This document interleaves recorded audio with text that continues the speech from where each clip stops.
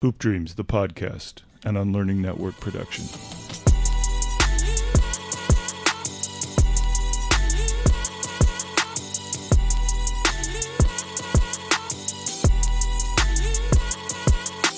Well, listen, Kareem, we're glad you're on the show. Man, you are straight out of Kansas City. KC. Legend in the KC area. Standout 2001 Big 12 leading scorer. Lefty. Smooth, sweet stroke. Played with some of the all-time greats. Kobe, Shaq, GP. Went to the 2004 NBA Finals. Multi-talented basketball player. R&B singer. Clothing entrepreneur. Big three. And let me just put this out here, man. A family legacy. The Rush brothers. That is legendary, not just in KC, but all of the athletic spectrum, man. Welcome to the show, man. Hoop Dreams Podcast. I'm Will Gates. That's my guy. I'm Arthur Agee. Hey, I appreciate you boys. Man, glad to have you on, man. Kay, we just want to get right into it, man. You know, Hoop Dreams was a big phenomenon. You know, when it came out in 1994, I'm sure you was a kid in elementary school at that time or something. Yeah. Tell us, when was the first time you saw Hoop Dreams and who was you with? How did that all go down?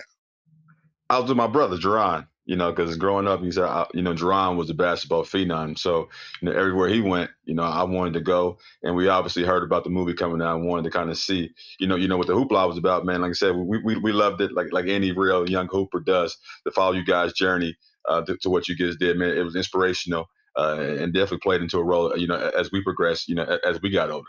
So, man, big shout out to you boys, big fans, and definitely love the document way back when. Thank you, man. Really appreciate that. So it did impact you and your career moving forward. Absolutely. You always like to see people do things, man, and inspire for their dreams and their goals, man. To see you boys, the sacrifice you guys made, let us know what we're in store for, as we came up to the ranks, So definitely was something that we looked up to, man, and definitely was like, a big inspiration for us.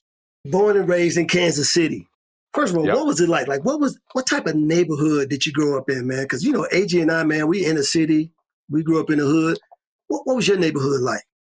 Same thing, man. We grew up in the hood, man. We was, we was raised by our mom, single family home, in the inner city. Our grandma was very important, big in our lives as well. Our father was in and out of our lives.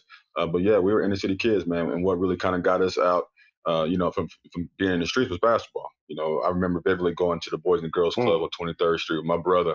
And, I was, like I said, he became that dude, like early on. Like I said, by the time Jerron was in 8th grade, he was the best player in the country. So at an early age, I had a role model to look up to and somebody to strive for. And the only way to get to where he was just by working on my game. And, through the grace, because of Jerron, was able to go to the most affluent high school in Kansas City, in the Pembroke Hill. Tuition's like, $12,000, $15,000. It's $20,000 now. So the most affluent school as far as education, we got a chance to go there. I was in the 7th grade, Jerron was in 8th grade. So from then on, we was introduced to a whole nother life. Been, families and friends that still, support us to this day. Pembroke Hill was a great move for us. See, that's so amazing, man. First of all, I'm just hearing your brother, the family, the legacy. But personally for you, man, I know you said you watched your brother. He began to stir the dream up in you, but when was the moment you fell in love with the game? I mean, I fell in love with it early too. The love initially came to like wanting to be like my older brother. He was my first role model. So I was like, man, how could I get to be that good? And then, like I said, over the course of, having success at an early age, by the time we were 12, we took second in AAU national. So we were already traveling, on a national stage, kind of pitting ourselves against the other good players around the country. So by then, that's what it was. That basketball 24/7.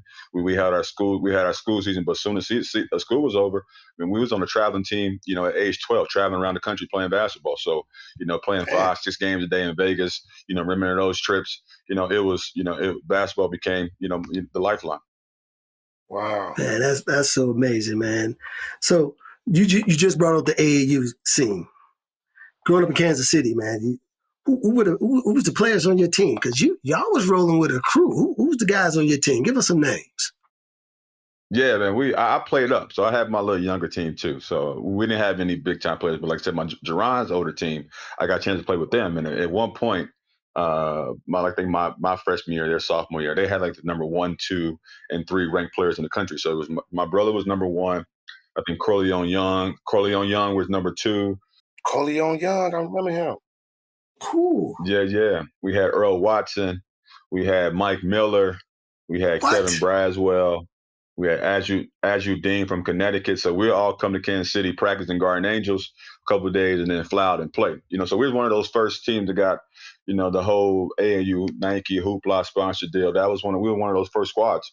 Ended up coming to bite us in the butt later on, in our college careers. But yeah, our AAU stuff was crazy. We were like a traveling team. It was dope. So Kareem, you was a freshman playing on that team? Yeah. I played up. Damn. I was one of the few guys that got a chance to play up. So yeah, I was that day. Yeah, so we out there playing against Eric Barkley, Elton Brand, Artest, the New York teams they had back then. Chicago had their boys with the Whitney Young boys, with Q, Lance Williams, Frank Williams, all those boys on that squad. We had the Houston squad. So we was just out there doing it, man. Like it was like, it was rock stars. Them boys, my brother was on the cover of every magazine that you could think of at that time. Like I said, from 8th grade to his 11th grade year, Jerron was the number 1 player in the country. So you couldn't go nowhere without hearing Jerron's name. And that was like somebody I had to, kind of, grow up under. Our high school situation was even crazier. Being from a small town, going to that private school, Jerron was literally in the paper every other day for the stuff he was doing. And we had a crazy, crazy high school run together that, ain't been done since we was in high school. So we had a nice little deal. How many of the guys out of the Kansas City area made it to the league? From that team, I mean, a lot of those guys were out of town guys. Like I said, they flew in a couple of days before our tournaments. But out of KC area, Teron was playing here around the time in Raytown South, Raytown. We had Earl Watson. We had Derek Hood had, I think a brief stint there. Jerron had his run, almost got there. My younger brother, Brandon, obviously did his thing. I did my thing. Then you obviously got the older guys like AP, Anthony Peeler. Dude. So a lot of guys from KC, man. We got a lot of talent here. We got Landry Shamet, Alex Burks, Willie Cauley-Stein, they all from the same area, the Mocan deal that kind of just sprung up here in KC here the last, 5 or 6 years. That's crazy, because me and Will was talking the other day. I was like, Will, because I went to a junior college, and we used to play the top teams in Kansas City junior college, which was Seward County, Dodge City, and all them guys. So yes, man, like there's a lot of talent around here, and that's what I'm really trying to eventually build, kind of a brass ball prep academy, kind of like an IMG style deal here in Kansas City. Because like I said, so much talent here, and it's not like something like that in the Midwest. So that's something we kind of working on, kind of a legacy project for our family, is to build that basketball prep academy here in Kansas City. Talk about giving back, man. That is amazing. Yeah. So you balling in the hood, man, as a young kid. Everybody has this, or they got to earn this. I shouldn't say everybody has it. Everybody got to earn this deal. What was your nickname? What was the nickname that you earned? Sweetness, silk, the left smooth. The left hand was always the deal. Like I said, I wasn't like my brother, who was a dunker and just kind of a beast. At like 14, Jerron was like 6'5", like 230. Like Jerron was a different type of animal. But I was always kind of smooth, the left hand shooter out there, and did my thing. Yeah, silk and smooth. My coach called me Sweetness. Sweets. I love it. You had to be cold to have a nickname like that, though. You know what I'm saying? And the singing and all that stuff played into it too. So yeah, absolutely. Because I was singing way before I was really singing was the deal. So yeah. Really, and we want to get into that, man, a little bit later, man, because I just want to let you know, man, I checked out all of your stuff, man. I said, all right, but we gonna get into that, man. But I wanna keep it right here where we at too, though, man. So can we just transition a little bit into the Rush family, man? Okay, single mom, growing up, for sure. Yeah. 3 brothers. Yeah. The legacy, the history. Your older brother Jerron doing his thing, man. And I saw a video on your brother, man. You right, he was a beast. Kind of remind me of my older brother Curtis in the movie. 2 feet from the rim, he dunking on you. I mean, that was just that beast mentality. When you was coming up under that, what was your mindset? Like, did you think you could compete on that type of level, or did you feel like, man, Jerron just different? How am I going to get to this level? Yeah, I mean, it was good and bad. I mean, because like I said, as a young kid, you want your notoriety, as well. And I thought I was the top, I was a top 50 player. I was never, but top five. So it's definitely some ego stuff there. Is you want to be as good as your brother, but I was never more. I was the most proud of my brother and have him in the household. So it wasn't no jealousy there. It is something I knew I had to work. And I wasn't going to be the one that's going to dunk and do all that. So I had to home up. I had to find something else that I could be effective. So that's when I just spent countless hours and hours in the gym. And even through high school, I was still always Jerron's little brother. I think my senior quote is like, "No, I'm Kareem." 'Cause everywhere I went, it was like, "Oh, you Jerron's little brother." So what really opened my eyes for me, kind of my come of age is my senior year when Jerron was gone, and I ended up going ahead and winning state championship on my own. So I was like, okay, cool. Now I can go. Now I can do my thing. Got my notoriety. Got Missouri player, Gatorade Player of the Year, and all that type of stuff. And then I was still on the fence about going to UCLA with Jerron, because like I said, we always wanted to be the Banner 2.0. But that last year, let me notate, man, I can go ahead and do my own thing. And then Coach Q came in and blew me away, and then the rest is history. Wow. Man, now look, check this out. Now, Kansas City is where it's at. Kansas City, the Midwest. No basketball team. You know what I'm saying? Got this Kansas City Chiefs. Football fans. What was you a Royals fan or a Chiefs fan growing up? Yeah. I mean, I ain't a big baseball fan, but you always repping your hometown. So you always cheering for the teams. We won when I was young. When I was 5, I don't remember it, and then we won again a few years back. So it's always good to see the city do well. Obviously I'm a big fan of the Chiefs and what they're doing. So like I said, you're always repping the hometown wherever you go. Now I know William and his brothers. Now Will can most identify with your brothers and y'all family, because Will come from a family of ballers. His oldest brother Curtis, David, him, and I mean, I'm quite sure they was always, just on Will, just making sure that he gonna take the name to the next level. Was there anything like that for you, that your brother was always, making sure that you was getting better and that you was coming along? No. I mean, like I said, we wanted to do well. Obviously, because we wasn't too far apart, so we got a chance to play 3 years of high school together. So we had the same goals. We had the same dreams to get out the hood, like to do something, get to the NBA, change our families' lives. So that they were happening at the same time. We were both chasing our dreams at the same time. So we had tremendous success, and we just wanted to keep continuously, have that push on to the college level and then eventually the pros. Yeah, he had to be proud of you when you won state. Yeah, he was. And I think I got like a little video saying that, what was the most important to you that senior year? I was like, just getting one up on my brother. So that was a big thing for me. Absolutely. So I got to ask you this, man. Obviously, coming up, single mom, Arthur single mom, I'm single mom, in the sense of, supporting that dream. What role did your mom play in you and your brother's life, man, making sure that not only that basketball was important, academics was important, home life? Give us a little bit of Kareem's world growing up.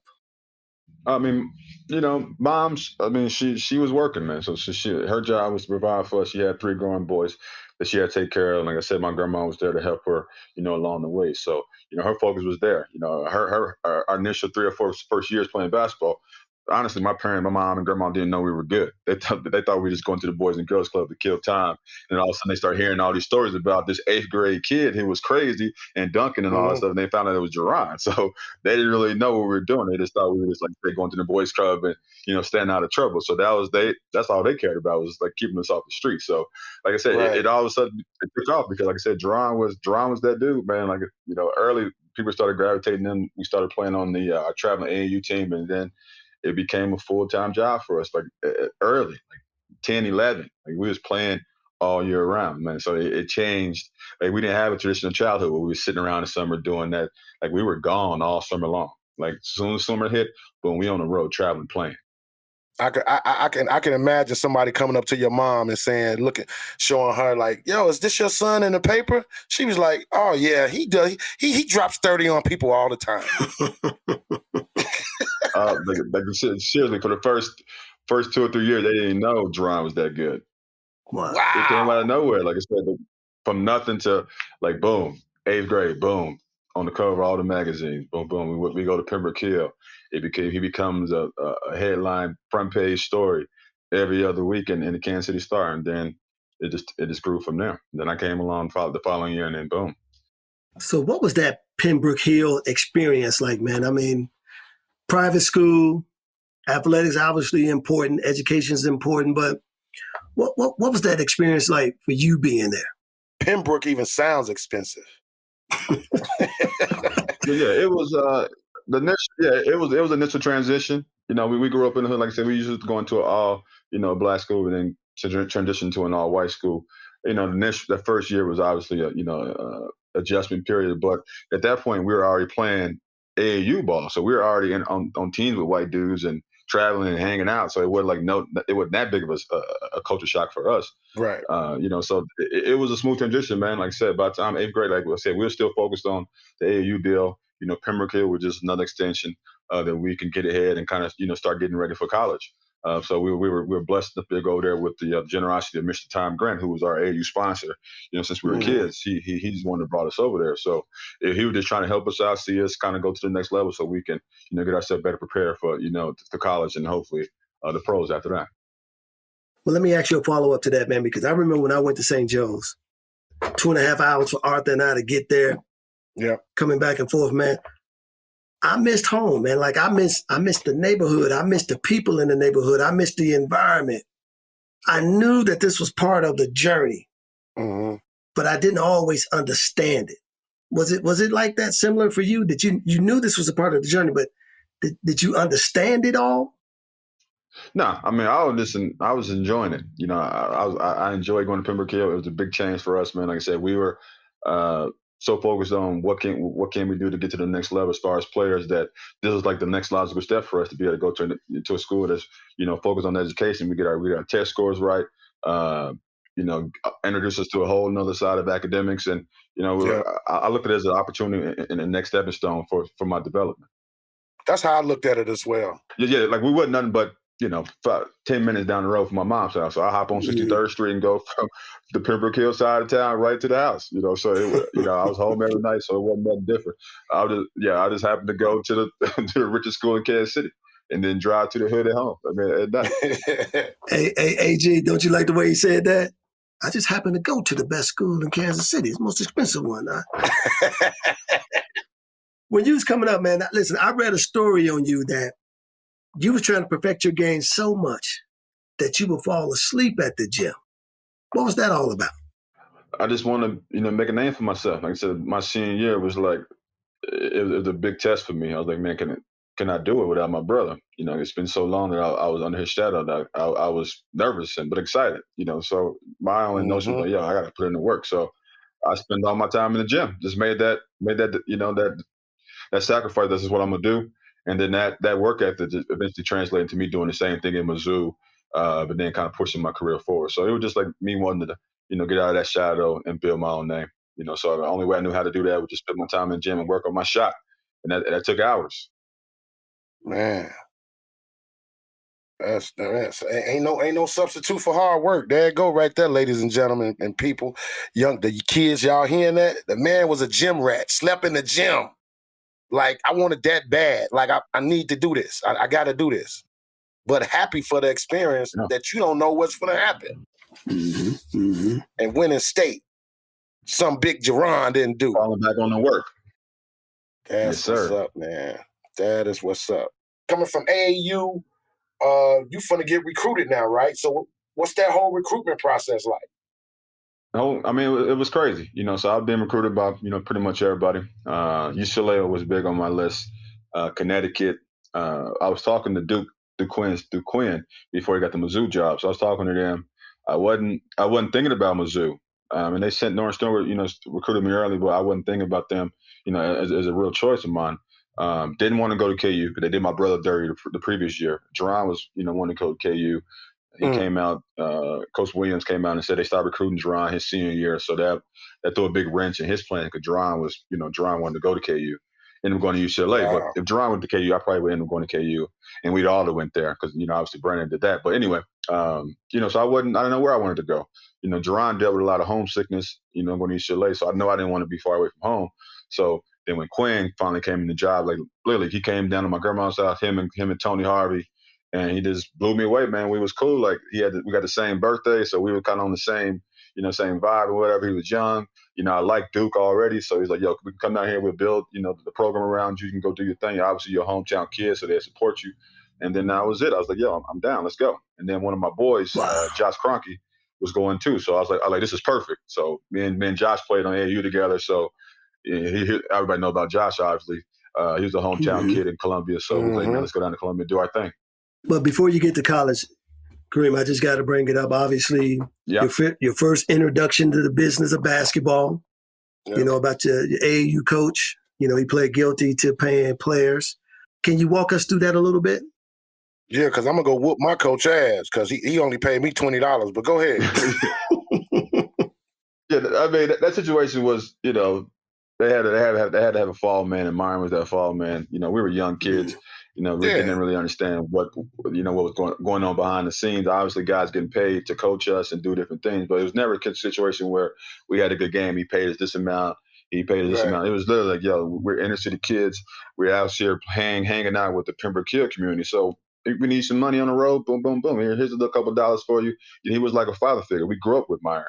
He's known us since we were like an 11-year-old kid. So, if he getting a windfall of money because of us, it's only right, in his eyes. Okay, yeah, these kids need something. This is why that's why I'm getting it. Of course, I'm gonna help them out. I don't want to stress their mom out or their grandma out when they're on the road. No, I can take care of you guys. So it started off as that.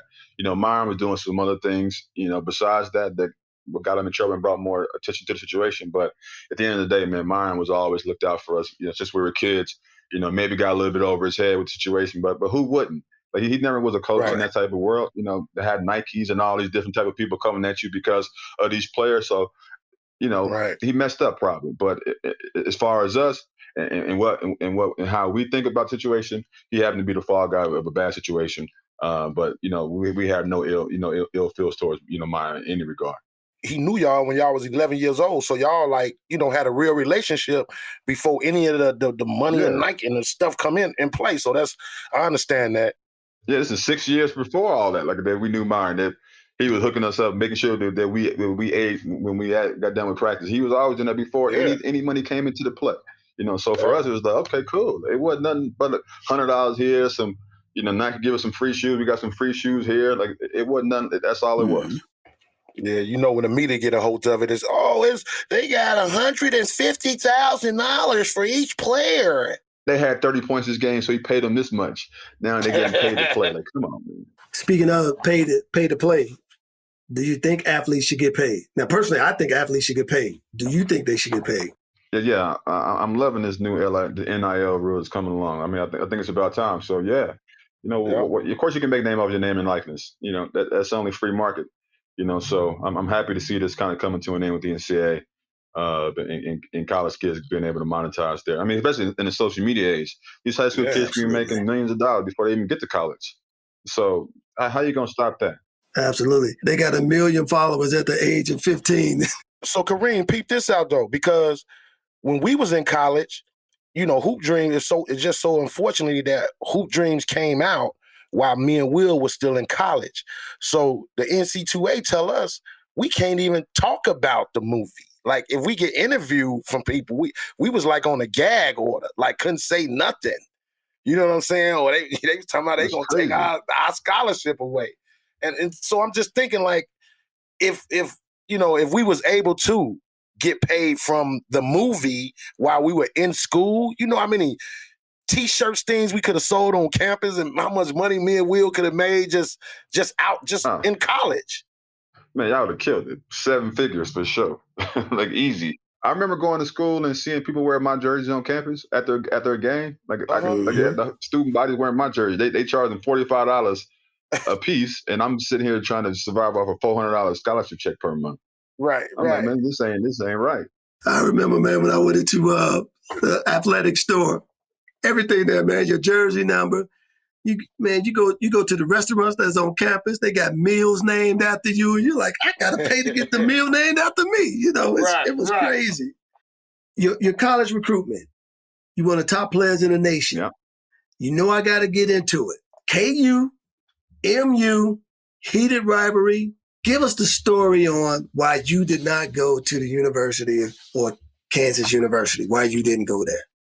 Yeah, like I said, Jerron's senior year, like Jerron was slated to go to KU. Like a lot of stuff was coming out in the press. Like I said, Jerron was a headlines, story, anything that he said, So I think the story was that one time they was talking about Coach Williams' substitution patterns.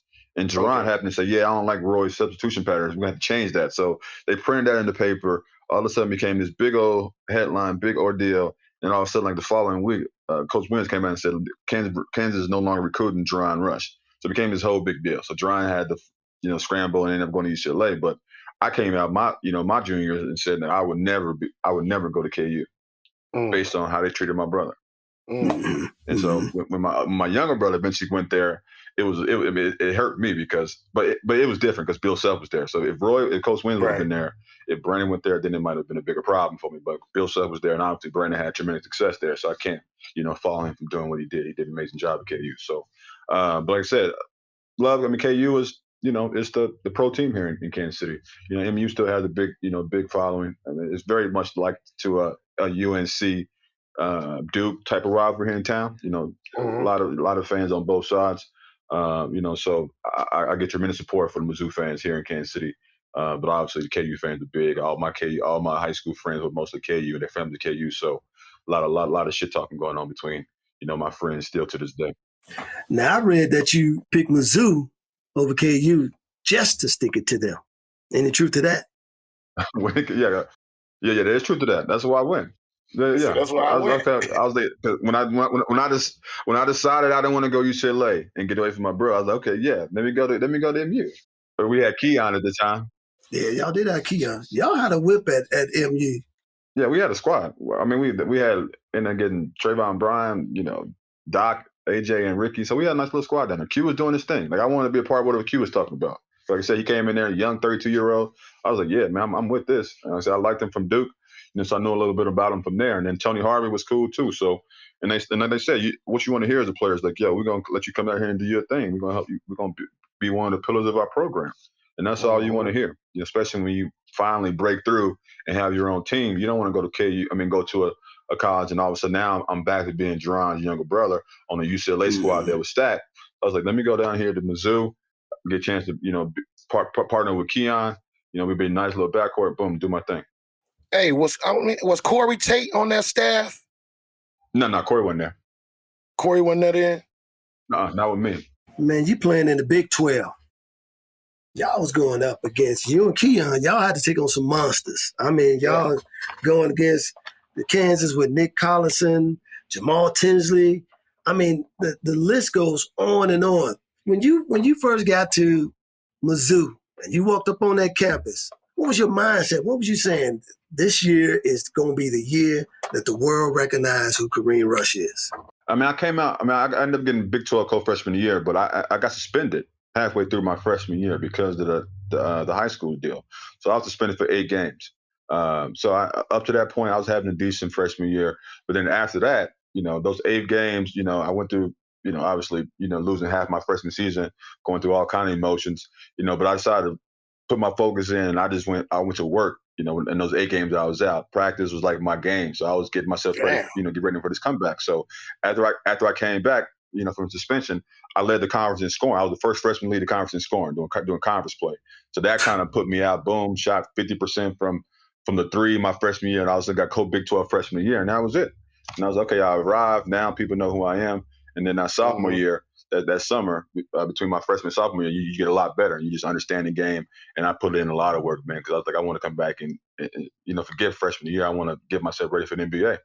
And I could have left my sophomore year, honestly.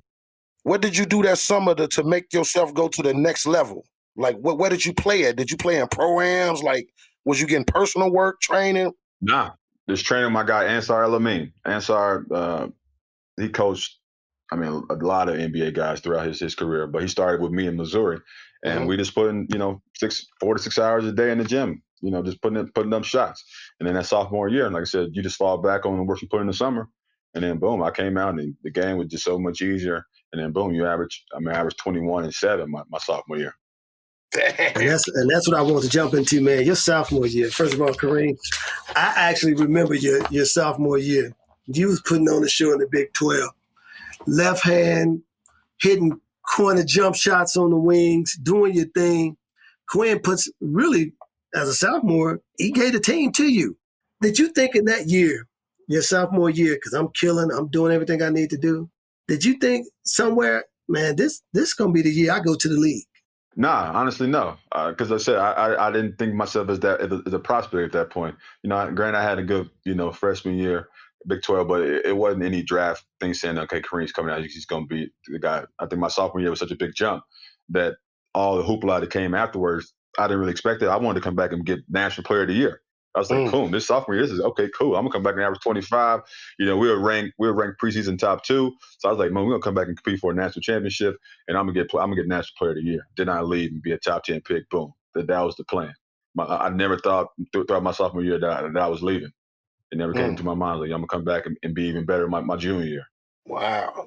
You was putting it out there, though, man. I mean, your sophomore year, it's interesting, man. My sophomore year was crazy. Yeah, your sophomore year, man. First of all, it was more than crazy. It was impeccable because the things you was doing your sophomore year, the average sophomore wasn't doing it. It kind of reminds me almost like of Marcus Smart, who had that incredible, season, and then he came back and he kind of dropped in the draft. In retrospect, that sophomore year, did you think you should have just went on ahead and went to the league after your sophomore year? Oh, hell yeah. I would have been top 5 because I was coming off. I was hooping. That was fresh off of 38-5 against Duke in the second round. Absolutely. So I could have been even more harder. And I did that with I had that cast on my hand, on my left hand. So I was getting on 30 with a cast on my hand. So I would have had to do no pre-workout. I would have set out and been probably a top 5 pick for sure. Kareem, doing that 38-5 against Duke, who do you remember who was guarding you on that team? So when I see him, I can say, man, Kareem Rush bust your ass. Get out of here. They remember all of them. Mike Dunleavy, I ended up playing with Mike eventually in Indiana. Shane Batty got some of that. Mike James got some of that. Chris Carroll got some of that because Chris beat us. Chris beat us my freshman year in high school because they had that Cardinal Ritter squad, him and Lauren Woods. They beat me and my brother my freshman year. So I got back at him, but they ended up beating us. But Chris Carroll was on that squad. So Duke had a squad. They won it that year. Yeah, they did have a squad. But I love what you said. He got some of that. So here you are, man. You go through your junior year. Y'all didn't have as much success your junior year as y'all did your previous year. But you playing well. You playing great. Projected top 10 pick. Man, give us that day what it was like sitting in that green room waiting for your name to be called. Yeah, I was told before the pre-draft that I wouldn't go below 14. This is what Indiana told me. So I had 2 workouts with Indiana. So I was like, cool. 14, boom, I love Indiana. I walk right into that starting spot. It'd be great. So I was optimistic that I would have been either in the lottery or at the back end, middle of the first round. So, family in the green room, you expect to be one of the top picks because you're in there. So to see your name drop and then, dropping the drive, it's definitely stressful. So I'm looking at my agent like, man, what's going on? My brother freaking out, my older brother, Jerron, freaking out, so it was a tough moment. But at the end of the day, man, I ended up getting drafted, which is, a dream come true. But I'd be lying to you if I didn't say that night was tough until I got traded to the Lakers. Because I remember we was riding back in the bottom, like, man, I don't want to go to Toronto. Now, looking hindsight, I'd be like, cool, because I love Toronto. So I'd have been all right with it back then. Now that I know Toronto, but back then, man, I was like, man, I ain't never been to Canada. Man, I ain't trying to go to Toronto. So we riding back to the hotel, man. Everybody like, let's go out, man. You just got drafted. Let's go out. You should be excited. Man, whatever. I drop you guys off and go back to the hotel. And then all of a sudden, my agent got the call and said, you've been traded to the Lakers. I was like, cool. Traded to La, baby. I was like, I'm about to walk right into the 4P. So I was like, all right, this whole night changed. But man, like I say, it was a dream come true, man, to have my family there, man. It was, At draft night, did you have on some Kansas City swag? Did you have a custom suit made and all of that? Yeah, I had all that. I had the little LFV joint, so I was already out in Hollywood because, like I said, my brother was UCLA, so I got a chance to go back to LA quite a bit. So I Mm-hmm. had a little stylist out there. Then when I got drafted, I went to her and she hooked it up. Hey, I know when you visited your brother out in L.A. because you had previously said that he was homesick out there, and I kind of shrugged when you said that. I was like, how the hell you be homesick in L.A.? Yeah, right. Yeah, we was out there quite a bit. As soon as we lost in the tournament, me and my boy Josh, we'd fly out there because his sister stayed out there too. So we'd go out to LA and stay with her and have a good time in LA. As soon as the tournament was over spring break. So I got a chance to do a lot of time, spend a lot of time in LA, with my brother and just with my boy Josh too. What was the best part of you when you was out of L.A.? Like, what would you like to do? Like that stick out of your head at that time? Like, man, when I go to L.A., I love to go here.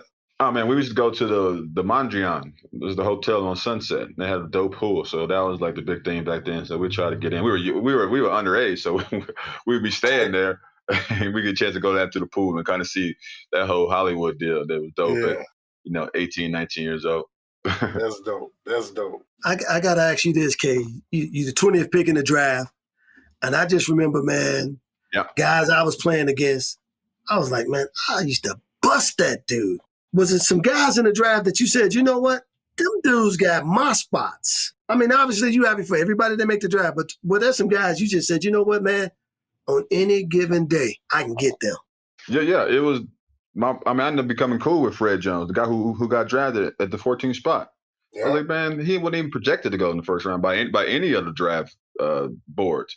And so he went up because it came to what I found out later on is that Isaiah really liked Fred, and the organization wanted me, so they wanted to show support for Isaiah and let him pick the player he wanted. So he chose Fred. But I was like, man, I'd give Fred the business like any day. But like I said, I was never like, man, I was never that type of guy. So I was always happy and excited for everybody who got a chance to live out their dreams.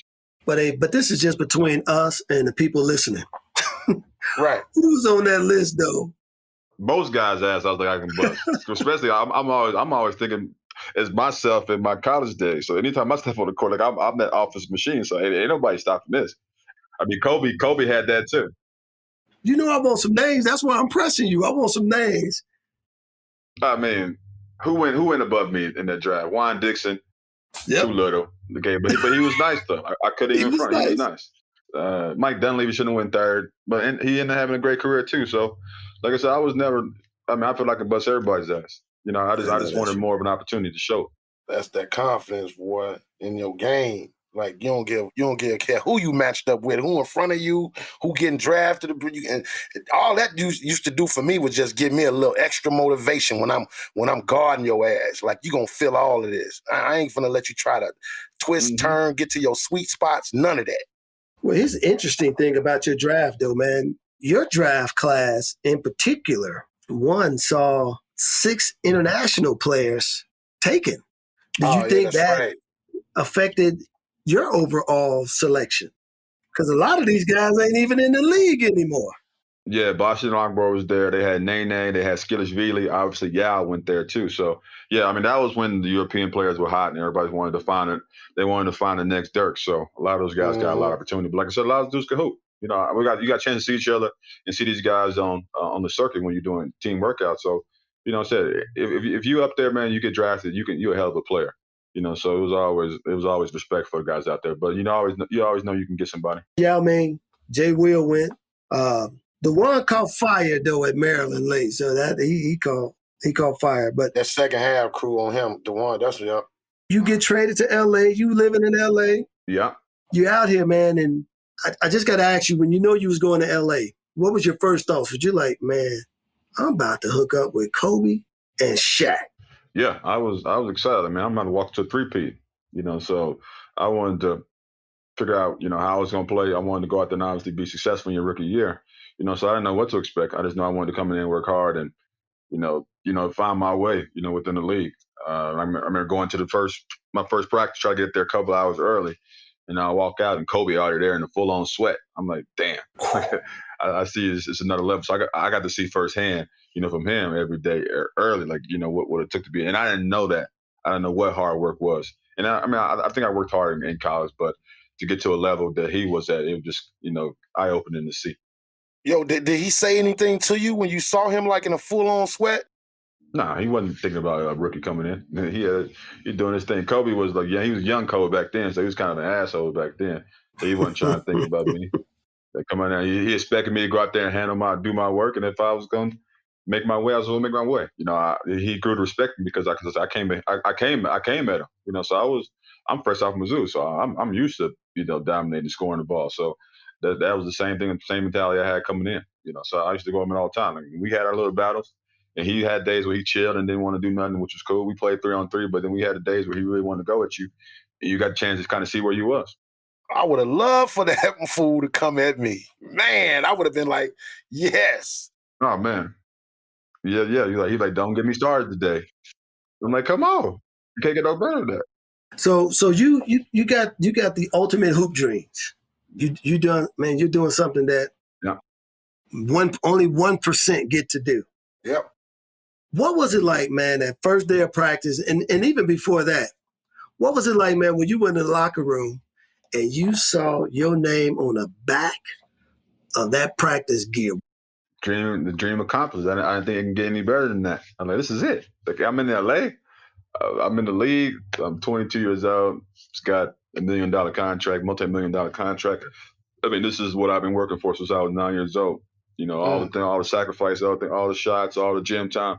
This is it, and I made it. So now, what's up? The next step. Let's stay in. How can we become the player we want to be? I got much more goals than just being here. I want to be right. I want to be something in this league. You know how some rookies come in on the team, they want to show that they, to the older vet players and let them know, like, yo, I'm going to come here early, I'm going to leave late, I'm going to keep my mouth shut, but I'm going to be a sponge and just listen and just soak up all this damn, great, experience.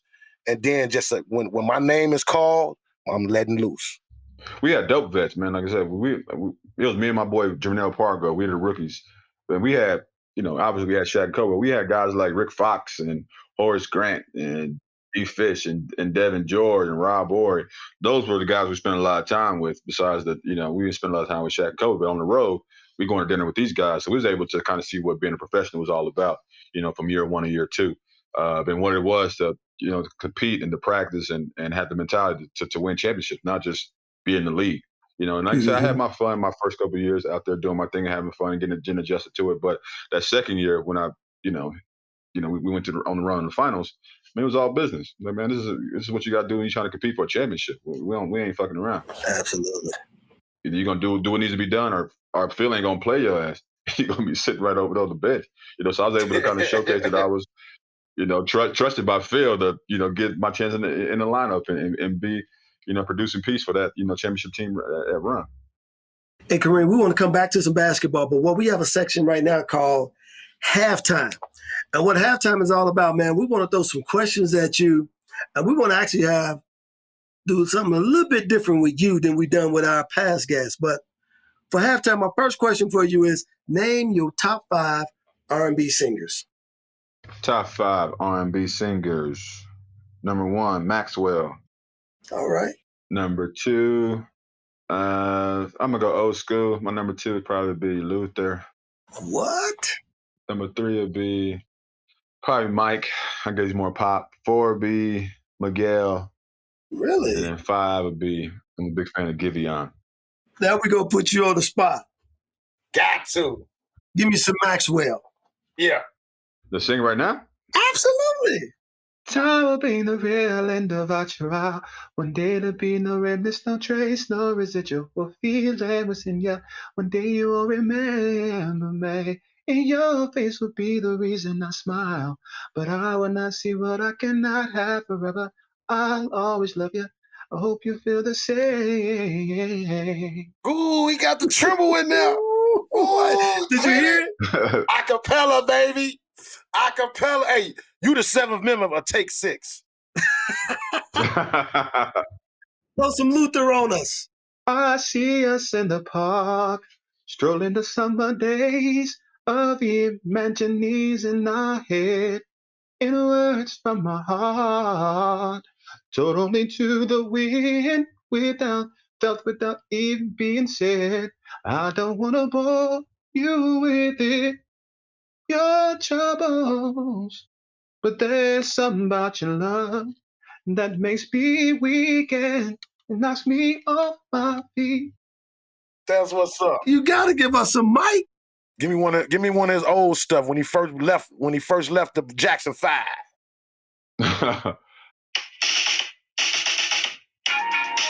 Oh, he put it on. I had to hear it. I gotta hear it first.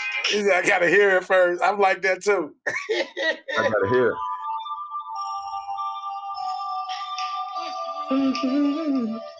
I'm gonna make a change for once in my life. A change for once in my life. Damn. It's gonna feel real good. It's gonna make a difference. I'm gonna make it right. As I turn up the collar warm, my favorite winter coat. This wind is blowing my mind. I see the kids in the streets with not enough to eat. Who am I to be blind, pretending not to see their needs? A summer disregard, a broken bottle top, and a one-man soul. And they follow each other on the wind and low, because we got nowhere to go. And that's why I want you to know I'm starting with the main in the middle. Hey, y'all fellas. Dope, baby. Man, Dope. what? I'm gonna try to do this voice audition. I did it last year. I'm gonna try it out for it again. You auditioned for The Voice? I did a virtual audition last year. Made it to the second round, so I'm gonna do it again. Wow. I was trying to find your audition, man. I was looking for it. I couldn't find your audition. But I want to hit you with this because we ain't done with this little halftime section yet. We're going to trip you up with this one. What's your best romantic movie that you like? My best romantic movie. Oh man. It gotta be funny. So I was like, Don't say Will Smith Hitch. Brothers. What's best romantic movie? Brothers was dope. Yeah, that was dope. Okay. Valentine's Day Present. Valentine's Day Present. Sherry's berries, strawberries. They like giant chocolate covered strawberries. Really? Yeah, Sherry's berries. So that's what you give out? That's what I give out. And then like a nice little dinner made by me.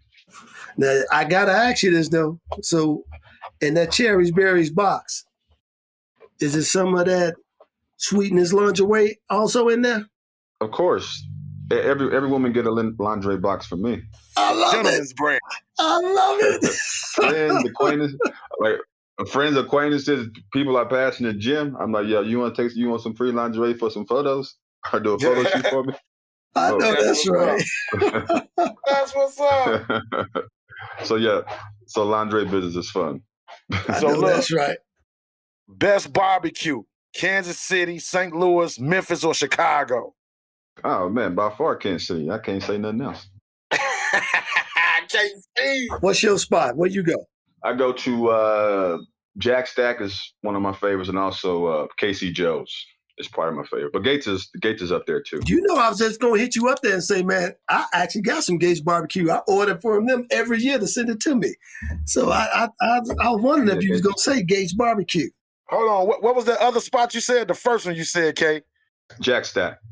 Jack Stack is nice. Okay, I got to check them out when I go there. The one that tries are probably Jack Stack. Yeah, Jack Stack, Q39.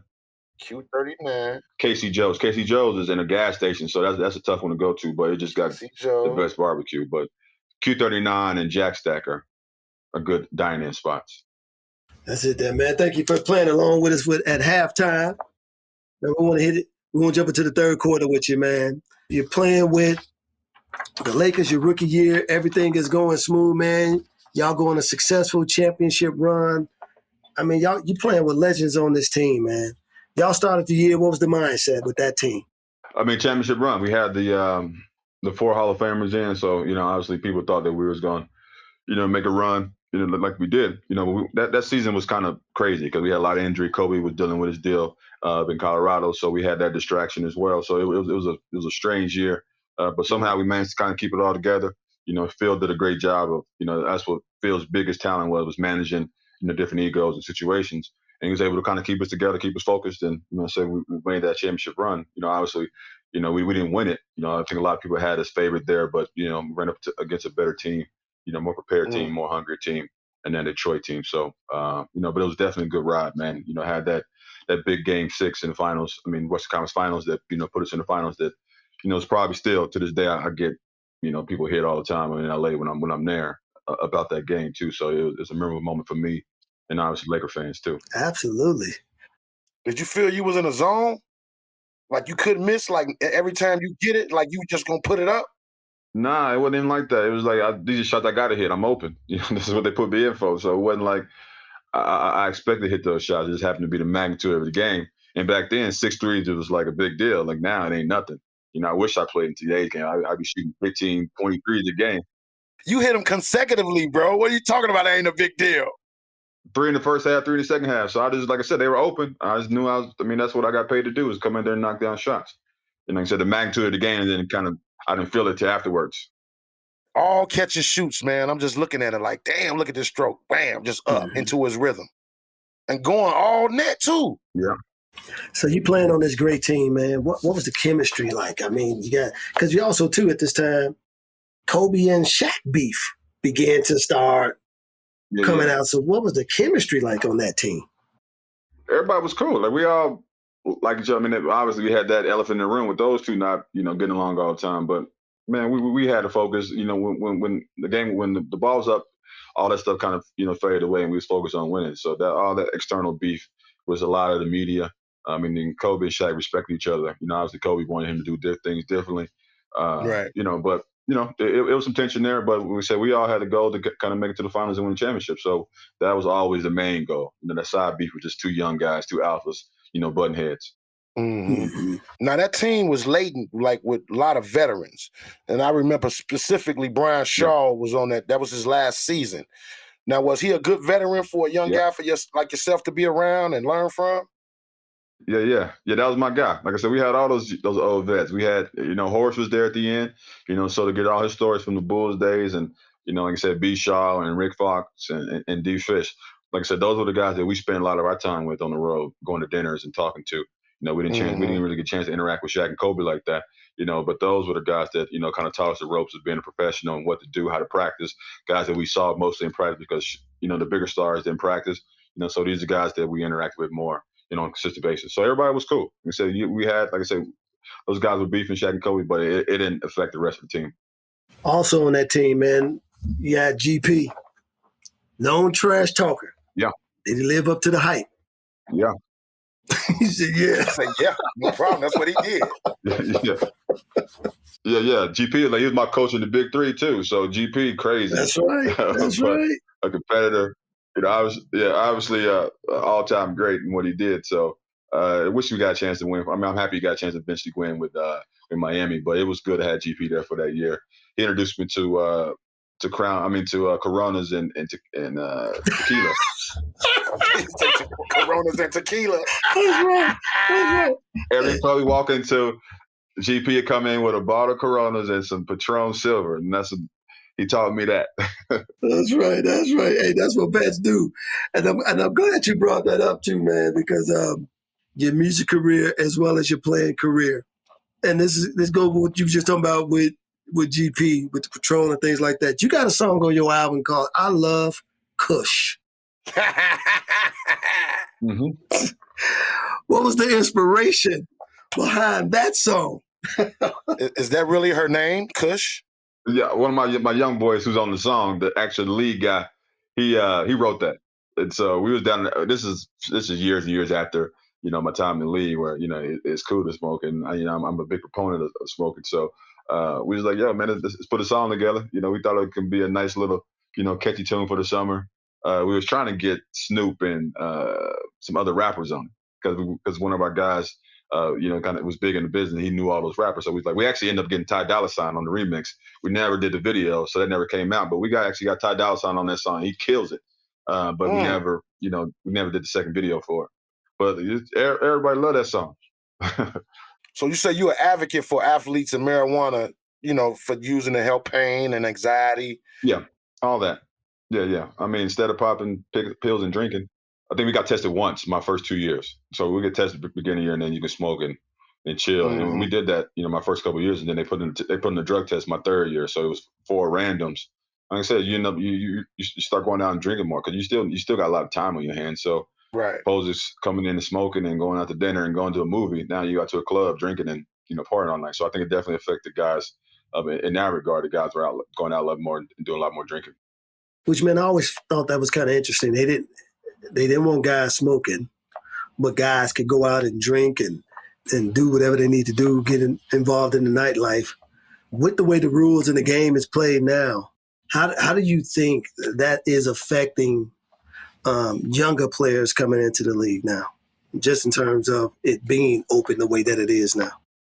I mean, I think it's great. I mean, I think, if you can medicate, I mean, because your body aches, there's a lot of games to be played, so you don't go through, pain. So, turn to opioids and all this other stuff, I think it's a bad move. So, obviously I've smoked, weed for a long time, so I understand the benefits and what it does for me. So I assume it's the same thing for, for other people. So, like I said, I've been a huge proponent for a long time, and I'm happy to see the league being a little bit more lenient with that because, probably 99% of the league smoke. So they got to get with the program.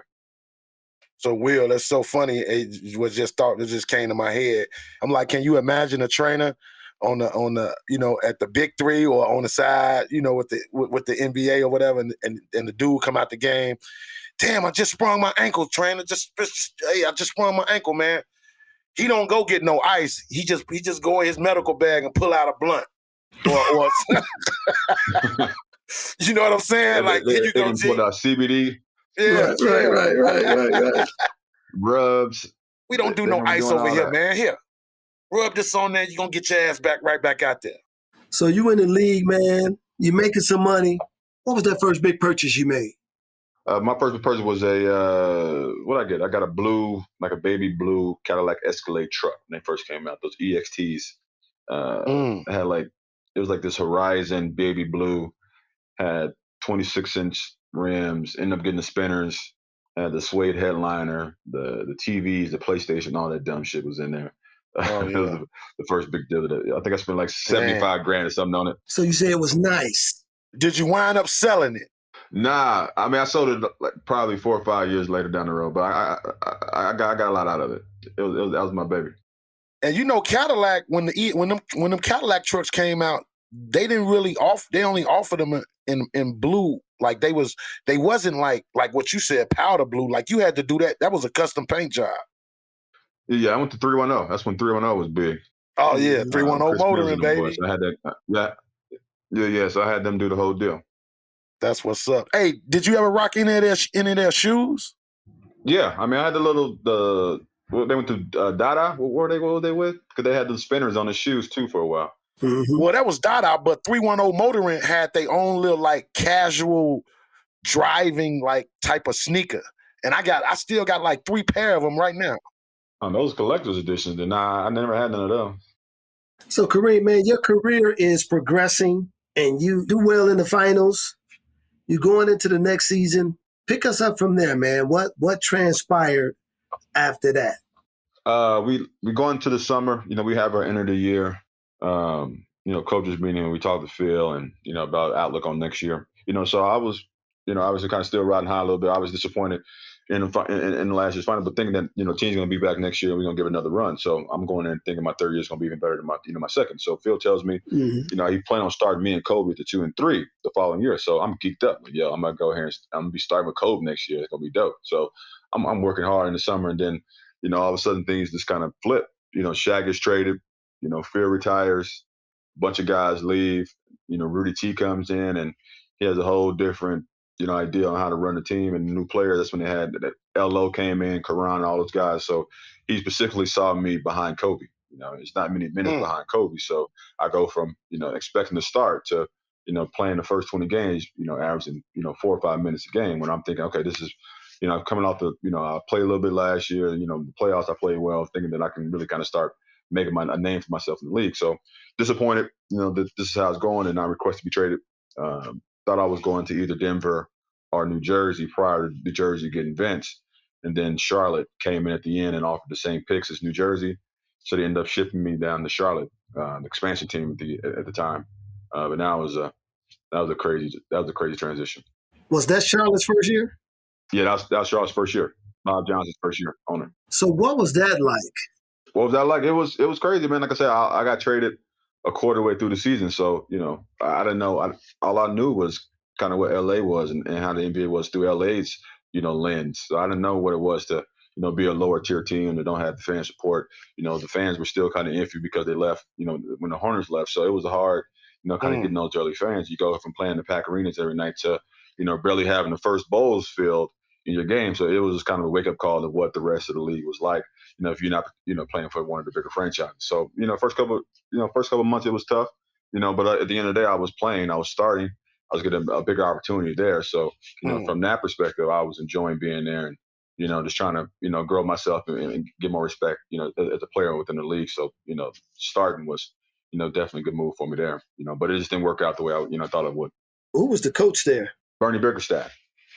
I mean, Bernie butted heads. Like I was best friends with his son JB, and Bernie, it was like I said, a brand new franchise, ran differently. A lot of things probably could have done better. I'm sure I had my fault in the situation that happened my second year there when I got released by them. But Bernie was the head coach and the GM. So if I end up pissing Bernie off one day, he could really mess things up for me, because normally you had that's a 2-person job, and when you got the head coach and the GM in the same person, you piss them off, some bad things can happen to you. Crazy. Now you had some success playing overseas, dog. You won a couple of championships, won MVP for All-Star game. I did. How was that? I mean, what, Lithuania? Yeah, it was dope. This is 2006 or 5, 2005 or 6. 2006? I was in Seattle training camp, and 2006, I tore my groin in Seattle training camp, so I was out for a few months. And then on my way back, instead of kind of waiting for an agent to call me, I was like, man, Lithuania called me. There's a really respected team over there, offered me some decent cash to go play, so I can kind of work some of this rust off and kind of just prepare myself for that summer to try to get back into the league. So I went over there with no expectations. Just wanted to go out there and, like I said, most importantly, play and get my legs back under me from the injury, and ended up being a great experience. It was different, playing in 3 or 4 different leagues. You got different levels of competition, but within the main games, and we had some good guys. Some guys that ended up playing over in the league. We had Reggie Bullock, had a team over Real Madrid. So it was some good competition. Got a chance to travel the world, man. See some places I probably never would have got a chance to experience. And I still get hit to this day from Lithuanian fans about my time there too. So they definitely, remember me vividly. Yeah, they do. So it was cool. You must made an awesome impact on them fans. They still hit you up today. That's great, man. What did you see was the biggest adjustment between the NBA game and the overseas game? Just the talent level. I mean, yeah, you had guys that, NBA is like the best of the best. So it was, learning when to play and, being challenged over there. Because like I said, I was still, I was 25 years old, so I was still pretty sharp. So I was a lot better than the guys over there. But like I said, as you played in like 4 or 5 different leagues, the talent level improved. But like I said, the All-Star game and those tournaments that I played in, you had some high-quality players over there that a lot of those guys end up playing, some time in the league too. So it was challenging, man. Like, it was fun. It was a good opportunity to go over there and, like I said, and be the man and be the focus of the offense and get to feel that again. Mm-hmm. So 2007, 2008, you come back to the States.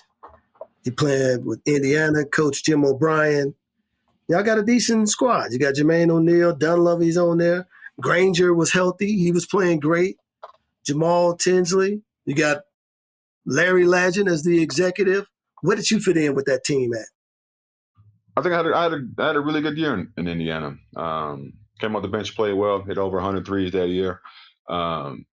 Started part of the year, but was an integral part of the offense for sure in the team there. So I probably should have went back to Indiana, after that first year. They wanted me back. If I did, I got a chance to play with Brandon, but I ended up going to Philly but staying there. But I had great time in Indiana. Like I said, we had a nice young team. Danny was there playing well. Jamal was there. Jo was there. So it was a good time to play in Indiana, such a historic team. And Larry was cool to be able to work with him and get a chance to interact with him, all the time too. It was pretty cool. Was the draw different from Indiana going to Philly? I mean, or was it just you just wanted to get up out of Indiana?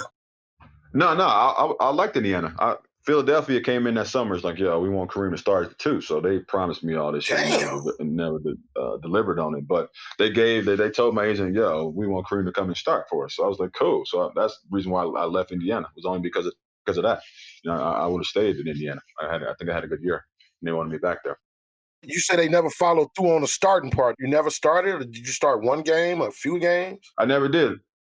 I came in practice. I mean, to the training camp when we was starting. We was running with the main group the first 4 or 5 days, and then, but it's not like I'm out there killing though. So I think it was more of a contract deal. They was trying to trade a couple guys. Willie Green was there, and then Mo Cheeks eventually came to me and set me aside. I was like, yo, man, we see what you're doing. It's pretty much out of my hands at this point. So he let me know that it was kind of a upstairs type of deal. The reason why I wasn't kind of getting the shot that I deserved. But that's how the game is. You got guys that they got salary caps, they got things they want to do. So that was my first inkling to understanding the business. It's not really sometimes about what you do on the court. It's about circumstance and opportunities. Can you speak a little bit to that though, that business aspect? Because I think for a lot of young players, man, either going into the league, got a shot at the league, until it happens to them, that's their first exposure to the business of playing in the league. But can you expound on that a little bit more about when Mo Cheeks came to you? How does he even explain that to you? I mean, Mo Cheeks was cool. I mean, so you respect Mo Cheeks and being a former player, so you always got that connection there. So he told me straight, like, yo, man, we see what you're doing. You're playing well. I mean, everybody saw it. I mean, we had guys in practice saying, man, we need to be playing this man. Play this man. We last in the league in 3-point shooting, yet you got me over here sitting on the bench. Like me, guys like me, Johnny Marshall. So there was some other things at play that, Mo Cheeks was cool enough to let me know. It's like, yo, man, we see what you're doing. It's pretty much out of our hands. They were just trying to do something else that, I wasn't part of that plan, so you don't play. What are you thinking now? I mean, how did you even progress through that season, especially for, again, man, our listeners hearing this? How did you handle that mentally? You keep working. Yeah, you keep working. I mean, obviously you're disappointed, and it was I ain't saying it was a long year in Philly. It was terrible, to be able to sit there and know you can improve. I mean, to pitch in and you do it every day in practice, and you don't get the opportunity to do it. Yeah, you don't get a chance to prove it. It just it's frustrating. But at the end of the day, you're there to do your job. You keep working hard, and then you wait for an opportunity to come your way. Like I said, I was 20, 28, 29 at the time, so I was like, okay, I'm just gonna keep working. I know, this is only 1 year. I move on to the next place next year, and get myself ready. But they're paying me, so I go out there and do my job. That's what's up. You very optimistic. I mean, you have to be in this business. 2009, 2010, you move again. It's like your last 4 years, you're going into your 4th ball club at this point. Now you're with the Clippers. And of course, you're playing for the infamous Donald Sterling. That was his era. So at this point, I'm trying to get on. Philly was a terrible year. I don't have any guarantees going into this year. So, I'm the last guy invited to Clippers camp. I'm the 15th guy. So they didn't think I was going to make the team. So I'm going to go out there, just kind of do my thing. And I'm killing. I kill like the whole entire training camp. But boom, I make the squad. Nobody thought I was going to make the squad. Boom, make the squad. They start off slow. Within the I'm playing so well. First 5 games of the year, boom, they put me in the lineup. I take, man, God rest his soul, my guy Rasul Butler's spot. So I'm playing now within the first 5 game. So first game I play, I'm in Oklahoma City. First meaningful minutes, I get player of the game. I play so well, player of the game. So boom, things looking well. This is gonna be my breakout year. Started, then I was gonna make the team. So I'm thinking, all right, this is the year I'm gonna do my thing. And then boom, I end up crazy story. I end up having my youngest daughter, oldest daughter, had surgery. She had double hernia. I had to fly to Columbia, Missouri, the following day after the Oklahoma City game to be a part of her surgery. So we had a game in New Orleans. A couple of days later. So I'm thinking I'm gonna miss the game, obviously to be, my daughter. So I fly back to Columbia.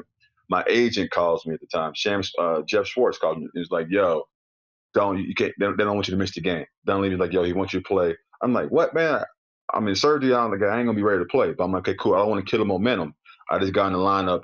I don't want to break that. So I'm like, I tell my agent, boom, I'm gonna make it down. So I hop on 2 flights the day of the game. I get on 2 flights in the morning, land in New Orleans about 3:00, head right to the arena, not thinking I'm gonna play in the game at all.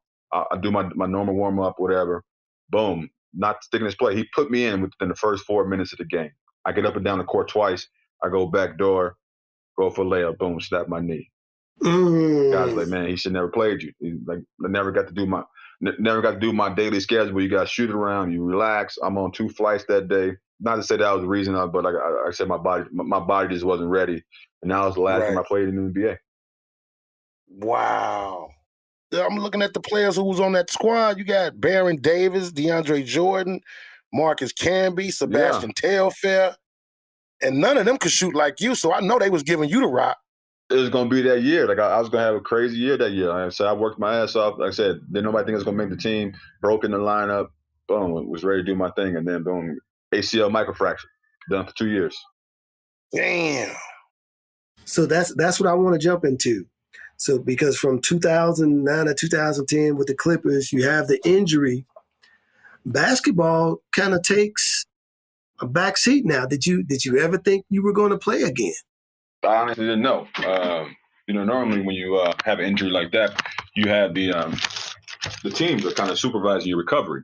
I was let go January, so I'm pretty much handling my recovery on my own, going to my doctors, doing the workers' comp stuff, but like not having that hands-on that you normally get from the team every day, making sure that you do what you need to do. So back to Suna. So you get hurt and they release you? They don't even fulfill the rest of the year obligation to see you back? Wow. No, that's what I know what the league was like. Dang, I would have been like, trainer, hand me that blunt. I was doing my thing, but didn't have that, like I said, the hands on. So from a mental standpoint, did depression kick in? Oh, hell yeah. I was going in 2 years without, being able to play. I'm on my couch, getting my knee cranked by the CPM machine all day. My mom and grandma came out to California to make sure I was straight. But yeah, that 2 years was hard, man. But that's what really that's when I initially dove into music. I was looking for an outlet, get away from, the daily grinds of the rehab. So in the house I had like a little back of Cetus. I turned that into a studio. So that's when I really started diving into the music. I started having that be kind of my release from the daily grind and kind of, doing the 4 or 5 hour of rehab that I was doing. Yeah, the rehab and stuff.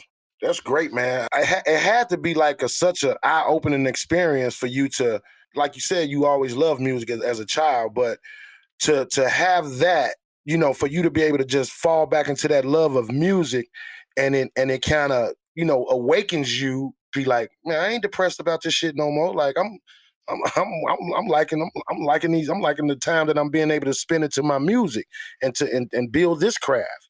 How did you feel about that?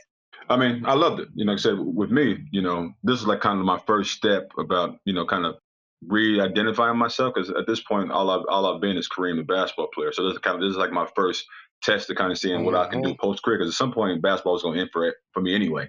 But I wasn't expecting it to end for another 10 years or so. But this is kind of like my crash awakening. Okay, yeah, this is what life's going to be without basketball. People are going to start coming up to you, approaching you for autographs. So you got to find something else to do. But I'm, music was kind of like my first outlet. I knew some people in the business. People knew I can sing. So it was like kind of like an easy creative outlet for me to kind of, put that energy towards and try to push something. So, it was good therapy for me. What's amazing is, man, that you're rehabbing, and this is also that 2010, but in 2010, you dropped your first single. What was that process like? Because you still must have been rehabbing as you go into the studio. Yeah, I was actually singing in like a wheelchair at the time. The song that I recorded as my singing. Then I did a video that was limping around with my knee and stuff. So it was, we made it work. But when I got into it, the people that I brought around me, there was some record people, some label people, and they thought that I had a chance to do some things. So we really started to pursue it. I hired a team that knew what they were doing, and we really started to push my career, and it went well. Like my first single was a Billboard Top 40, so we had some success. I was doing summer jams and going to New York and doing some touring, so we had a good little run. So tell me about that, because we want to stay here. Now we're in 2013. I'm on iTunes. Yeah.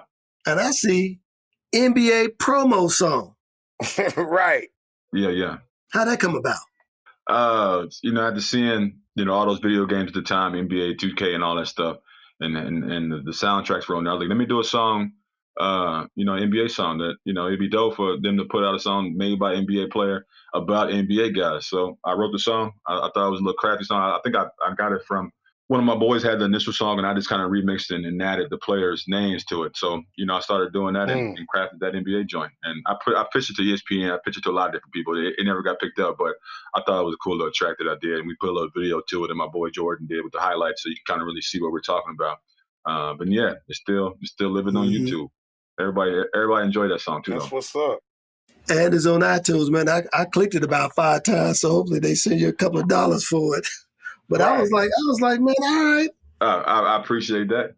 So the music career is now becoming, or can we say this? Did it become your first love at this point? I'm done with basketball. Yeah. My music thing is me now. Yeah, not done, but a lot of guys at this time know what I'm doing, as far as music and coming to my shows and, waiting for the projects to drop, but I was always thinking, okay, how can I eventually get back to hooping? And I tried out for the D League in 2013 and just didn't like it. The knee didn't respond like I wanted it to, so I was okay, that's it for basketball right now. I'm gonna try to go ahead and start pushing this music and some other business stuff that I was, getting to at the time. So it was about, sometimes it never really ends when you want it to.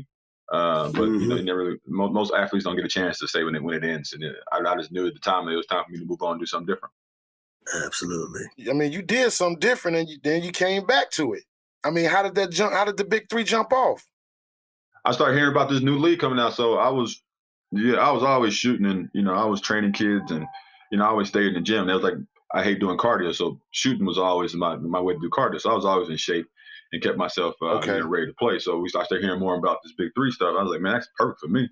This would be nice. And they talking about 10 grand a week. All right, let me get back in shape. So got myself back into shape. Went out to the combine, and it was the new league. So they was trying to get as many guys, well-known guys, attached to it as they could. So ended up getting on that team. Rashad and those boys. We had a run to the finals that first year, and it was a good experience. So I'm trying to get back in there this year. My brother's one of the co-captains, so hopefully look out for his brother and put me on the squad. We can do a little brotherly thing out there this year. Right. That team, you had to love playing for that team. Just think about it. You got Gary Payton was he a coach? Gary Payton was your coach, right? Yeah, he was the coach. You got Rashad Lewis, Jason Williams. Yeah, we had GP as our coach. Mahmoud Abdul-Rauf. Reggie came in. We had Kwame. Yep, Reggie Evans. So we had a squad. Eddie Baston. And we had Eddie Baston too. So we had a little squad in there. It was fun, man. Like, Big Three is a good concept, man. I'm happy to see it growing the way it is. And like I said, I'm getting ready for this combine on Friday, so I can get back out there. So let me ask you this on the Big Three as well, because I'm thinking it's like basketball, entertainment. Would you ever do a concert? Would you sing at the Big Three if they asked you to, hey, Kareem, we like what you're doing on the music side. We want you to come out. If you ain't playing that weekend, or you may be, we just want you to do a concert. Would you do it? Yeah, I asked Ice Cube because I seen the national anthem. He told me no. He's like, we want our players to stick to playing. I was like, man, fuck you then. I want to sing. I was like, I wanted to sing bad too. I was like, man, you ain't telling me to sing the national anthem. Like, that's crazy. Like, come on. But nah, I tried too. I tried to sing there too. For real. You're supposed to be promoting your players, bro. Absolutely. And they talents. Not just in basketball. Shit, we got a basketball player here that can sing. So beside the money, because I'm sure the guys like the money in the league, man, is the competition level where you think it needs to be? Yeah. That first year, guys were a little out of shape. It was a little physical, but they starting to young it up a little bit more too. So it's becoming younger, which means it's gonna be faster, which means you gotta be in better shape if you're an older guy to stay in the league too. So a lot of I looked at draft pool this year. I mean, it's crazy how many players have been in the league that's playing this thing now. So it's gonna keep growing, man. So like I said, I just want to be a part of it. I'm looking forward to the challenge, getting out there and seeing what I can do. Well, I tell you, man, first of all, I love seeing you play in the Big Three. That first year was just amazing. I mean, I thought what Ice Cube was doing was giving guys opportunities. And I mean, y'all was drawing crowds. I mean, big crowds. Yeah. in major arenas, man, doing big things. Now you got the Adidas contract now. I mean, it's next level now. It is. I mean, you got, like I said, as soon as you start getting these 10-year vets coming in, it's a good opportunity. So, like I said, they paying guys, so guys gonna always look ways to extend their careers. So big shout out to Q for putting that together. Have you seen that personally, though, in terms of your post career? Because we want to get into the post side of your career, your entrepreneurial life, and how you're doing with that. Have you seen the Big Three? Has it helped you in any way promote the things that you're trying to accomplish?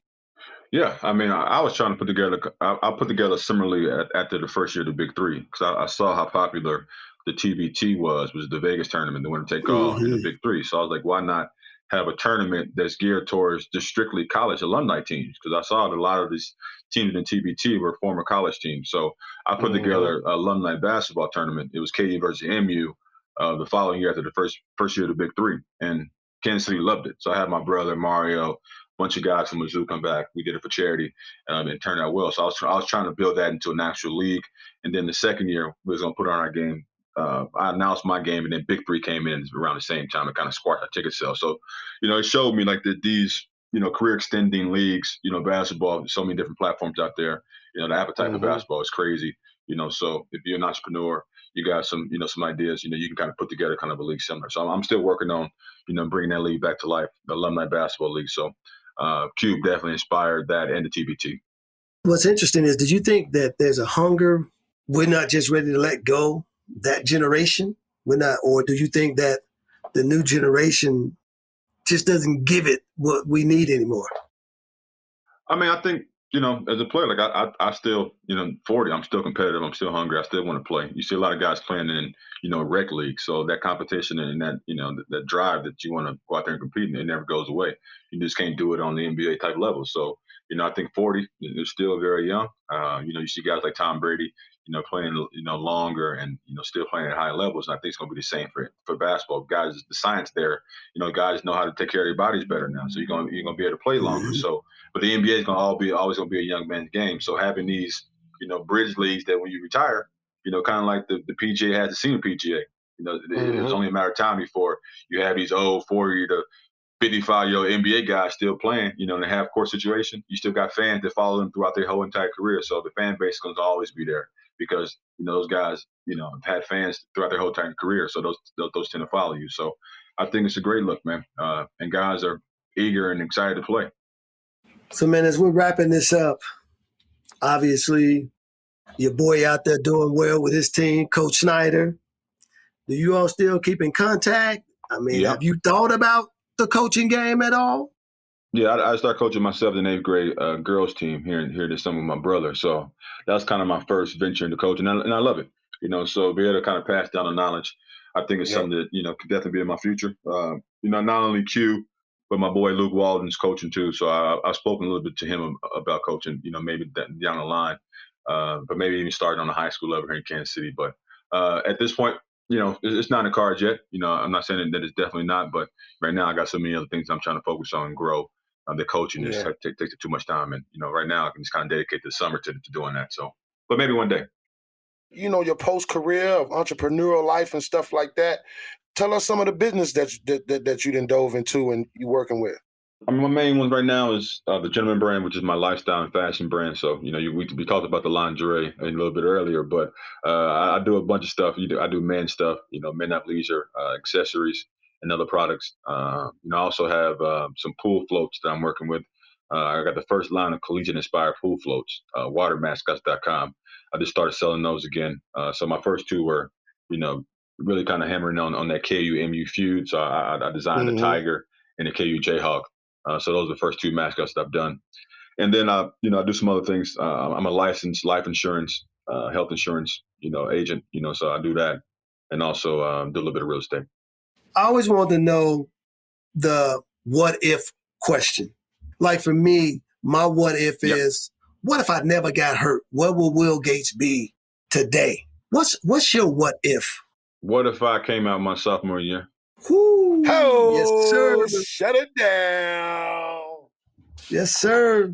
That's what's up. And that's a lot of guys. That's a lot of guys in the league said. They said you never got the chance to really kind of show what you can do, and I feel that. I thought I could easily average been at 17, 18 point per game score easy back then. Mm-hmm. So it was more about, as I said, that's why the last 4 years I was kind of searching for somebody that can find a home and kind of find a place where I can kind of establish myself. So yeah, what if I came out that second year and got a chance to be a top 5 pick and be one of the faces of a franchise to really showcase my skills. So I think about that. Mm-hmm. So we're going to end it on this. It's our last question for you, K-Money. What is Kareem Rush's next chapter in your hoop dream? Next chapter in my hoop dream is to develop this legacy prep academy with my brothers and my family. Mm-hmm. Continuously grow our teams and our reach to the youth, and teach the younger generation, not only about basketball but also the life skills. So we're really just trying to focus on community and to give back, and also grow my business. Like I said, you still want to be successful. You still put that same drive and hunger and passion into what you do as far as what you did in basketball. So I put the same energy into my other stuff too. So just still pushing those and hoping those succeed and grow. And like I said, always kind of keeping them mindful to give back and try to inspire and teach the youth. I'm the goat of my era. I've been a trending topic. I'm as fly as a feather. My pockets macroscopic. See, with time I get better. I'm always in the action, kid. Know I got it locked from Chicago where the toughest live. Concrete jungle, earn my stripes on the pavement there. You make it here, then you can make it anywhere. No comparison. Your game is embarrassing. No one can touch me. I'm all for going there again. Yeah, I think I'm ballin' like I'm Will Gates. I'm hoop dreaming, trying to fight against a sealed fate. More faith, think I'm ballin' like I'm Martha Agee. I'm box office and one day they gon' have to pay me. Yeah, I think I'm ballin' like I'm Will Gates. I'm hoop dreaming, trying to fight against a sealed fate. More faith, think I'm ballin' like I'm Martha Agee. I'm box office and one day. Hoop Dreams, the podcast, an Unlearning Network production. Written and produced by Arthur Agee, Will Gates, Matt Hoffar, and Chantel Shan, with audio engineering by Matt Savage. For more episodes, check us out at www.unlearningnetwork.com. The money getters, gotta be a dog to survive in this cold weather.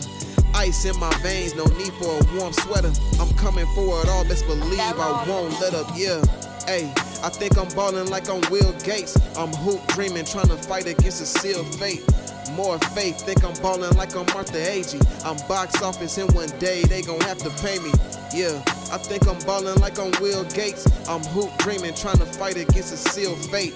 More faith, think I'm ballin' like I'm Martha Agee. I'm box office and one day they gon' have to pay me.